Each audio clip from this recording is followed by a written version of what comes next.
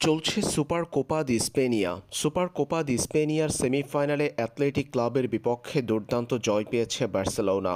যে জয় তাদেরকে পৌঁছে দিয়েছে ফাইনালে। বার্সেলোনার অপেক্ষা এখন রিয়াল মাদ্রিদের জন্য।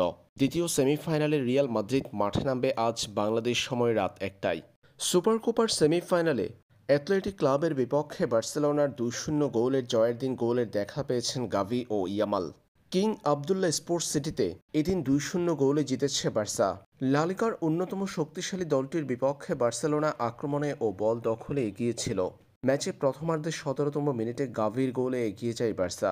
১-০ গোলে এগিয়ে থেকে প্রথমার্ধ শেষ করে তারা। পরে দ্বিতীয়ার্ধে ম্যাচের ৫২তম মিনিটে লামিন ইয়ামালের গোলে বার্সেলোনা স্কোরলাইনকে করে ২-০। বাকি সময়ে আর গোল করতে না পারলেও এই ২-০ গোলের জয় নিয়ে সুপার কোপার ফাইনাল নিশ্চিত করেছে বার্সেলোনা। নতুন বছরের নতুন যাত্রাটা দারুণভাবে শুরু হয়েছে বার্সার।